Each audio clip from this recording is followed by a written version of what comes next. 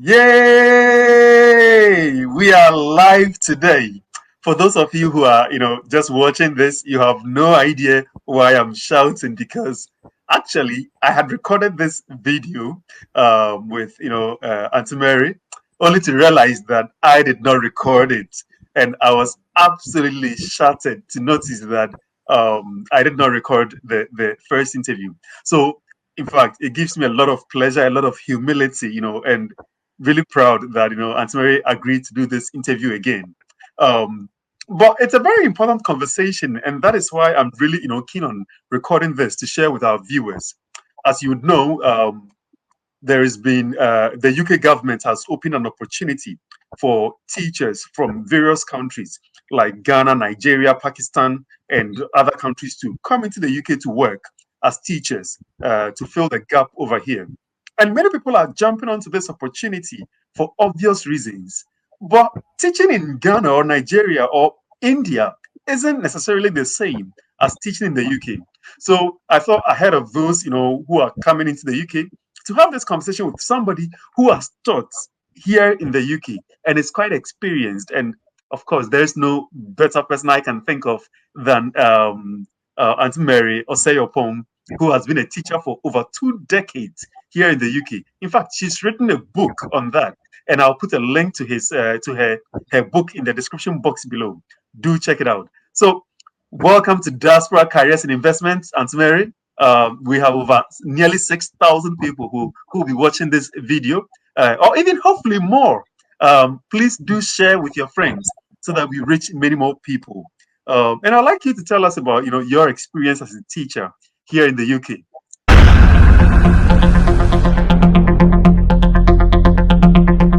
Perhaps for starters, who are you? What did you teach? And for how long? Yeah, my name is Mary Oseyopong. I have been a teacher for 22 years.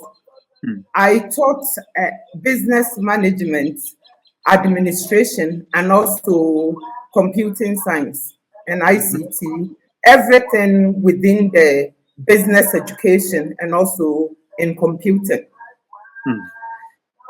I qualified as a teacher in Scotland. I did my teacher training there and also my degree, postgraduate, and subsequently teaching. It was tough. If I don't say it was tough, I will be lying. It was the training or the job itself? Yeah, the job itself was extremely difficult and also training to become a teacher because during that time, they sent somebody to come and convince me to change my accent. And for me, I'm a very confident Ghanaian. So I refused. And also, let's face it, maybe some people are not aware of it. I made them aware of it, that everybody, regardless of your ethnicity or background, we spell or write through our pronunciation.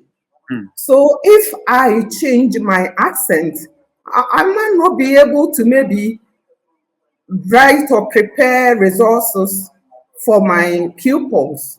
Also, I said to them, at that time, I went to teacher training as a mature student. I had 3 children.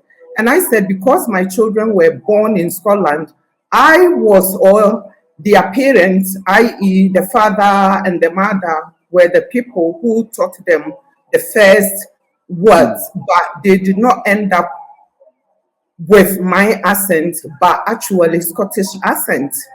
Yeah. So they learned a bit from me. So they disappeared.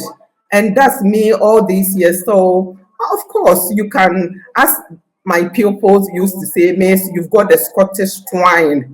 I've lived there for over 40 years. So but so you can, I have the Ghanaian accent, or maybe I will restrict it to the Ashanti accent or the Akan dialect, if you like. So for me, it was difficult. During the teacher training, they put me under strict examination whereas Wow. my peers weren't. But I did what I had to do because I was a teacher and also determined to teach in Actually, this. let's face it. Is the concern not legitimate one that if you're going to teach a class of Scottish students, you might as well sound like one because the students may struggle to understand you. Did they have a racist undertone? Or why do you feel that you needed to maintain your proud Ghanaian accent? Yeah, because that my accent is my identity. Mm, Who I am, for me, I mm, do believe in that. Is mm, if I change my accent, I will lose my confidence. mm. Let's put it this way. And also, let's face it, in Ghana, I had my primary, middle school, secondary school education in Ghana. And let's face it, as soon as you enter the classroom, what are they teaching you? English. Oh, absolutely. And some schools also you will have Europeans, Americans, whatever, teaching you with their accent. And we Yeah, were able to understand that exactly. without causing them any bother or making their life difficult Yeah. because we knew they had accents Mm, and we learn to understand their accent and they learn vice versa. So why yeah. is it so important for me going to teach in Scotland and all of a sudden they want me to change my accent? Mm, And the children know for me, throughout my teaching, I did not feel like the children did not understand me. If mm, I explained something to them and they did not understand, not that it was because of my accent, maybe mm, they didn't get the explanation well. mm, So I mm, always used to say, let me break it down and mm, then I mm. will explain it in a way for them to understand. Of course, racism exists. Some of the children, but that is just a small, Mhm, as far as I'm concerned, mm, minority who were racist, and the children who were racist, they were well known in the school. Anyway, for me, it was more of my colleagues mm. that I faced racism, and Wow. also the system, Mm, not just the education system, is the fabric of Scottish society, or I would say UK or Europe. I UK, don't know. like. Everything, the institutionalized racism exists Mm, mm, because it helps us to progress. mm, It's there. Maybe people don't recognize it, but it's mm, there. How come a teacher of my caliber will be teaching, be successful, doing this, doing that, developing a department, and I was never considered to get promotion or even be employed by the school as a permanent teacher rather than the local authority giving wow. me permanent status? That means they can choose to send you here and there, nobody cares. And Mm, when I remember when I fought for so long and they put me in a school, the head teacher did whatever he wanted. Also put me here and there with his cronies or colleagues so that I can go to their school and do the same as I'm doing there. So it's tough. And for me, people, the teachers who are, I don't know, applying for this opportunity should be aware that it's mm. not easy. I'm scared for them, to be honest with you. I don't know if they are coming to use them as classroom assistants Wow. or they are coming to actually giving them refresher courses so that they will understand the system well before they enter classroom. Other than that, it will be very difficult for them. Or maybe they will use them as supply teachers, whereby if a teacher is not available, maybe on maternity leave or whatever the reason may be, they will then fill the gap with them. I think the first thing which gives me a bit of encouragement is that the accent of the incoming teachers should not pose a difficulty Rather, it should actually embolden them, because children over here actually even watch movies and from African actors, and so they will be used to the accents. Of course, you have got what I would call a decolonized accent, whereby unless somebody really knows you, it will be hard to place it.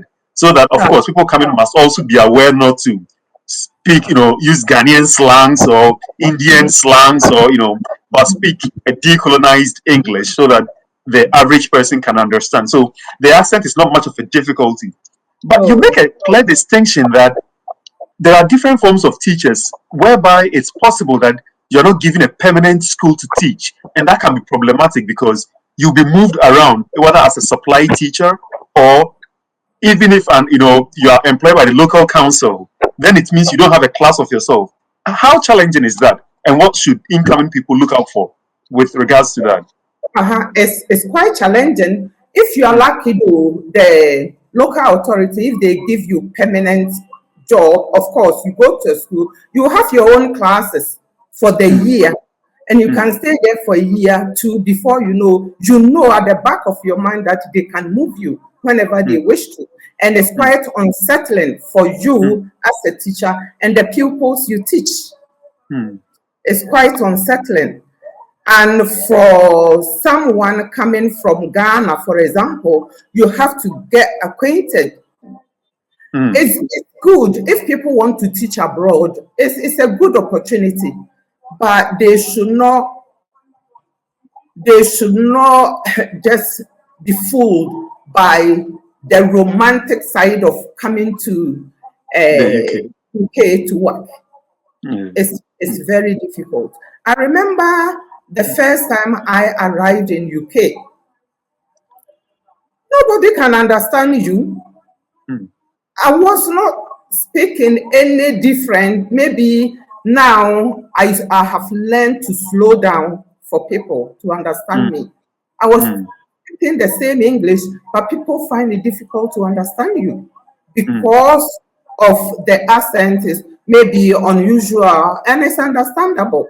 Because for me, the first time I met, I remember at church, we have fathers and what have you. You learn, they talk to you, but you learn, you pay attention to listen to the preach. For me, all this, to me, is part of institutionalized racism. You have to change your accent to suit, no vice versa. So they should be aware of that. And training, giving them training to understand the curriculum, to also understand the subject they teach, because it's different here. Here, the content is different. For example, I'm not even talking about, I will talk about my own subject later. But for example, like, geography, our vegetation is totally different from the vegetation. That makes sense. That makes sense. Yes. Our everything is different. Absolutely. And people, they have been educated in a different way, and then you go. Yes. So I was actually going to go there. How can teachers who are coming from Africa or elsewhere, how can they actually prepare to know the pedagogical strategies, or to understand how teaching is delivered over here, or even managing a classroom discipline? It's very different, I would imagine. And so how can our people, be well prepared to know how to teach in a class over here, how the delivery should be done, how to manage a classroom, particularly when you have challenging students? I mean, back home, you can call the students and, give them a knock on the head. But I don't think we do that here in Scotland or in the UK. No. That's why I'm saying. That's why I'm saying it is very important. It is vital for some kind of training to be given to teachers coming from abroad. They should educate them, and for me, they should do so for about 6 months before they put them in schools. I will say that. Not unless they want to use them to fill the gap or use them as classroom assistants. For me also, that is not fair. If that is the notion, then they shouldn't. Because everyone deserves to excel in their career or profession, not going backwards. Mm. So if they are willing to employ teachers from Africa, Asia, wherever, even in America, their education system is different. Even in UK, English education system is different, From Scotland. and Yeah. Northern Ireland vice versa. And I think that even teachers from England, when they come, they will face a little bit of challenge Yeah. before they maneuver through, let alone people from a different continent. So, But Atumare, how can they because once they get the GTCS qualification or QTS qualification and they are employed as teachers, how can they as individuals, prepare themselves before they go to the class if the agency or the employing organization does not organize some form of aptitude or some sort of training for them? Is there resources? Can they enroll in a program themselves or something? well, they employed them, they took them there, so they should ask the difficult questions, right? Yeah, No, yeah. you don't, it's true. Because in this world, if you don't ask, you don't get. Sure. They should ask the difficult questions that we need training in Yeah. order to do our job properly. Yeah. Aside that, the teachers themselves also can go to SQA, Scottish Qualification Authority website, Sorry. within their own subject areas and read a lot. To see how things are done there. In UK or Scotland, if you are a teacher, you are working full on. And even your time is not your time. And as a teacher, we are not like nurses, social workers, which they can work extra time and be paid. As a teacher, it's only your basic pay. It has to sink in. It's only your basic pay, and with the cost of living crisis now looming, how are they even going to pay for if they employ them as whenever a job is available, like supply or classroom assistants? They don't have, maybe will not have their spouses there to top up or what have you. So how are they going to pay for their rent, their what do you call? I bet some of them don't even have a clue, have not thought about it, that they have energy bill to pay. I guess the most important part then is for them to read the contract very well, to understand what your pay is, the conditions of working, to make sure that whether you are getting a permanent position or you are being, you'll be moved around, because all of these are important.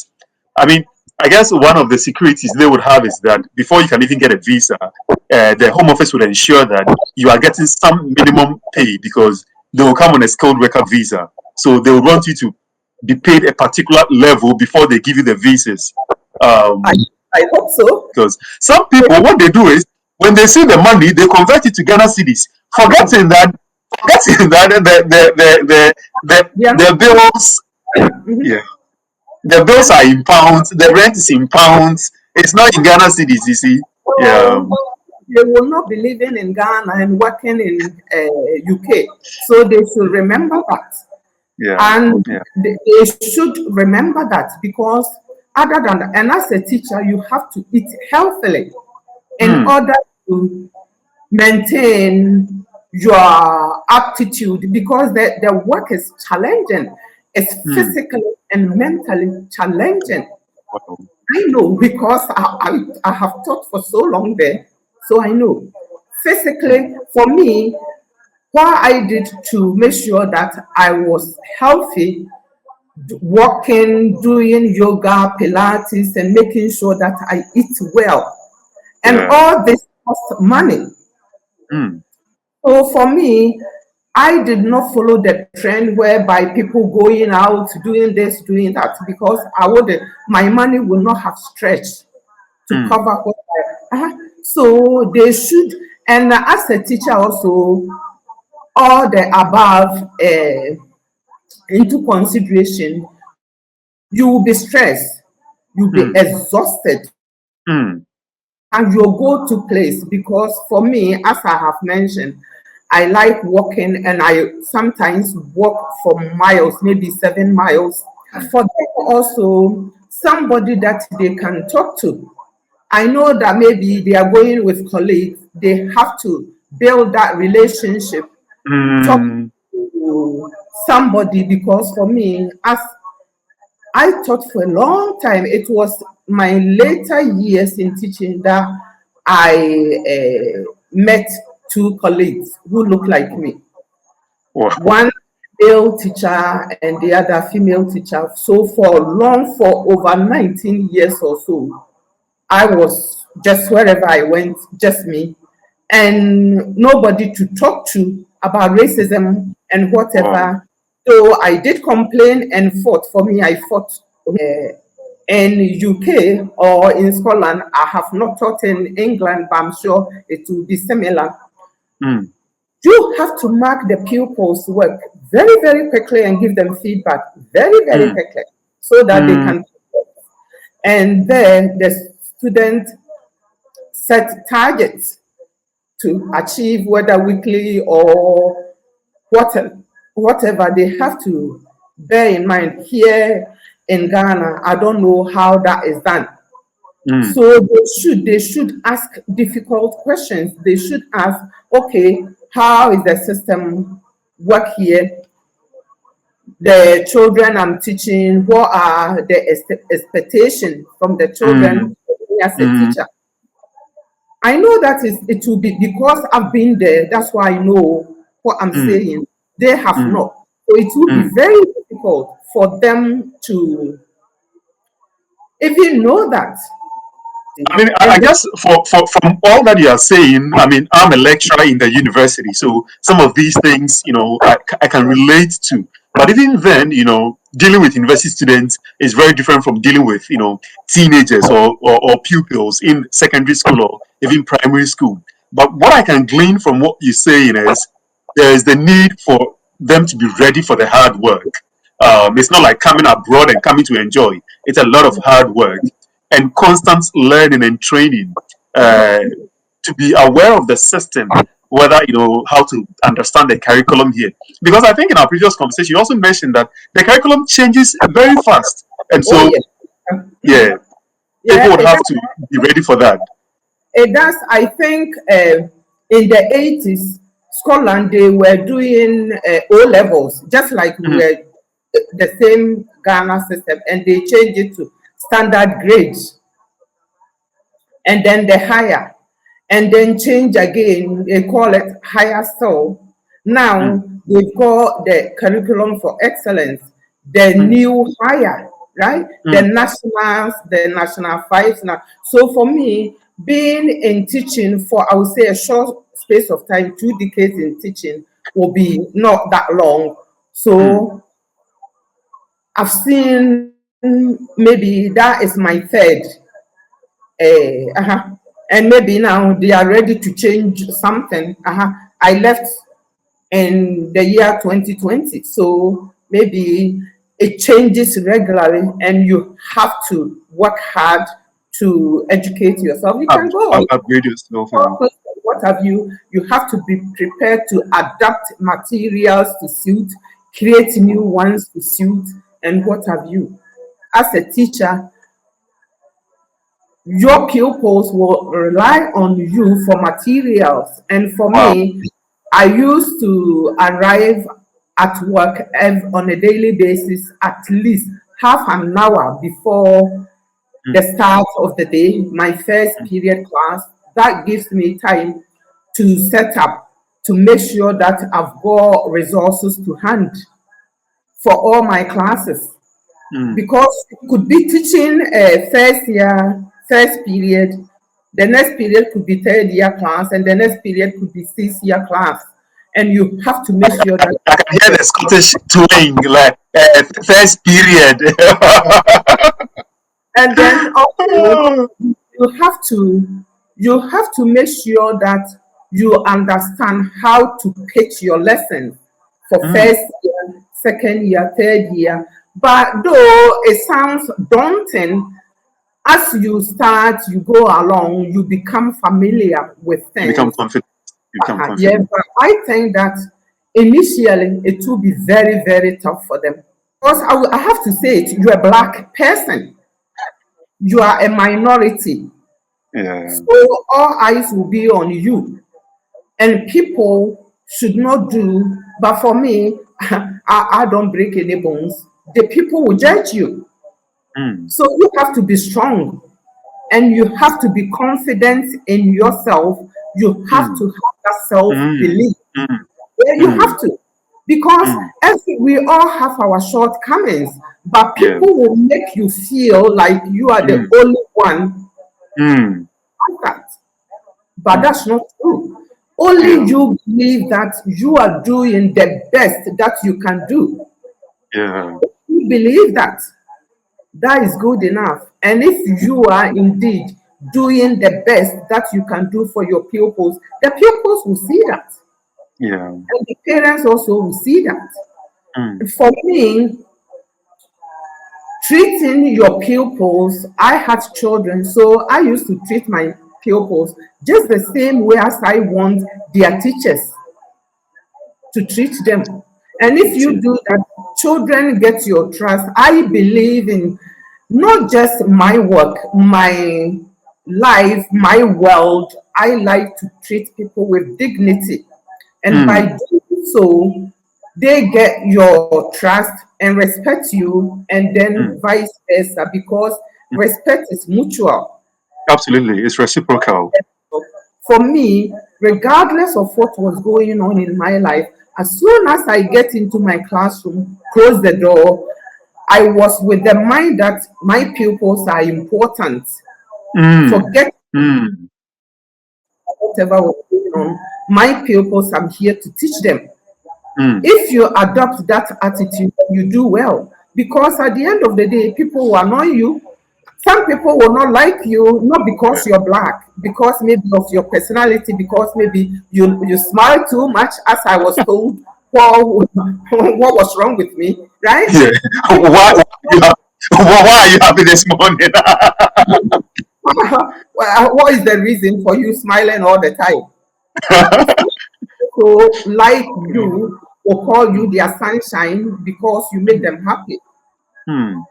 So there are so many reasons people might not like you. We are all human. And there will be so many reasons why also I couldn't stand other people.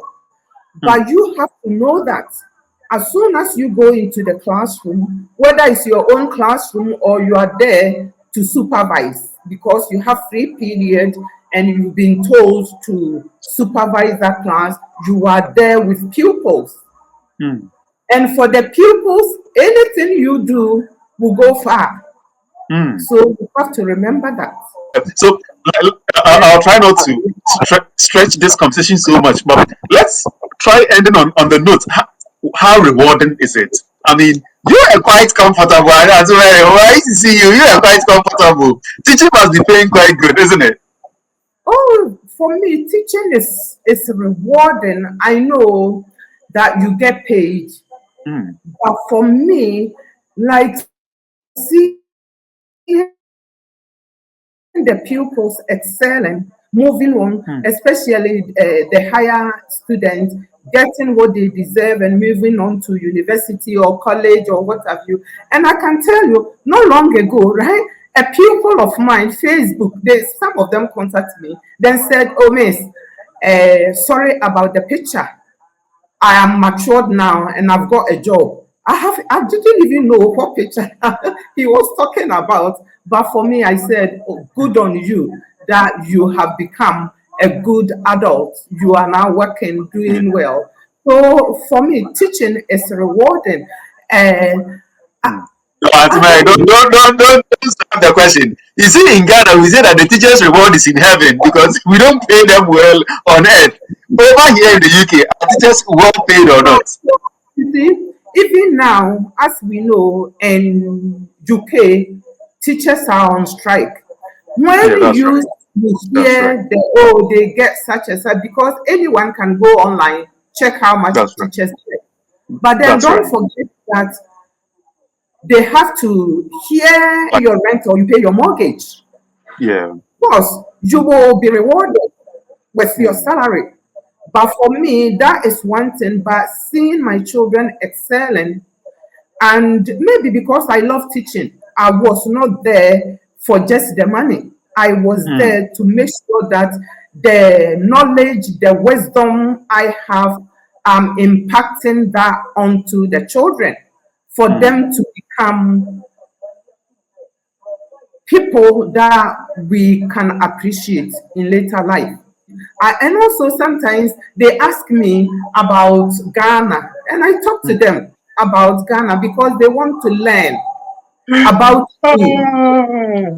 Food. They want to get to know me, not that they ask you, then you get angry. No, because they you know when people are being racist, and you Yeah. know when they are Yeah. trying to build a But relationship, they are curious. Yeah. in teacher relationship. You know that. Yeah. Aunt Mary has got a book on teaching in the UK, and it's a book she's poured out her whole heart into it. I'll put a link to the book in the description box below. Do check it out, and especially if you are considering to come into the UK to teach, I'll strongly encourage you to absolutely to get a copy of the book. I hope you found this conversation quite enjoyable, useful. Aunt Mary, I'll just allow you to give some closing remarks and also talk about your book. You didn't speak much about it, really. Right? I wrote a book in 2020. The name is For the Love of Teaching. For me, that is exactly that. For the love Mm, of teaching, I went through a lot of unpleasantness mm, just to be here and give my best to people. The love of teaching and the anti-racist battlefield in mm. education. That's the subtitle. So my book, if I will advise everyone who wants to teach in Scotland to buy one, read it. Mm. That will Yeah. open your eyes. Don't just buy That- it, read it. and Yeah. not just teachers. My book is for everyone. Yeah. It's for nurses, for everyone, pupils Yeah. even. Just to Can understand read. how institutions are positioned and how you can, prepare yourself for it and, excel and even thrive in your institutions. Yeah, Um, if a book like mine existed when I started teaching, my life would have been a little bit easier. mm, That also helped me to heal mm, from mm, the bad mm, experiences I had. mm, And I'm glad that I wrote it because it will help a lot of people. And mm. people who have read it, the feedback, I don't know, some people, I think they are afraid to go on Amazon to leave a review, but Yeah. people get back to me and talk to me the help that the book has given to them, because they will never have known certain things and they would have Mm, suffered. But now, if they meet certain things or confronted by certain people, they will know how to tackle things. Unfortunately, I didn't have that, mm, but I wanted other people to, for their life to be better. That mm. is what I'm about. I work Yeah. for people, the next generation, whatever.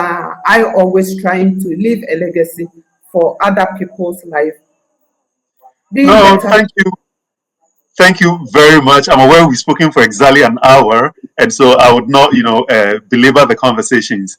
But I cannot thank you enough for, pouring your story on this platform and for sharing your book with us. I'm absolutely going to buy one and wait for you to return in a few months to come and endorse it, so that I'll be able to show that, I know the author and show it off. So, well, I hope, whoever is going to watch this conversation, you would enjoy it and get an idea about what it is like to teach here in the UK, and perhaps reconsider your position or even know how to actually prepare yourself coming into the UK to teach. Obviously, this conversation is also useful for nurses and other professions to know how to deal with, some of the institutional setbacks against people like ourselves. Well, my name has been Shadrach, and my guest today has been Miss Madam Mary Osei-Opong, a very proud Ghanaian and a countryman. Thank you very much, and God richly bless you. I'll see you very soon in a few months' time, and Sure, bye for thank now. you. It's a privilege. Thank you. Right. Thank you.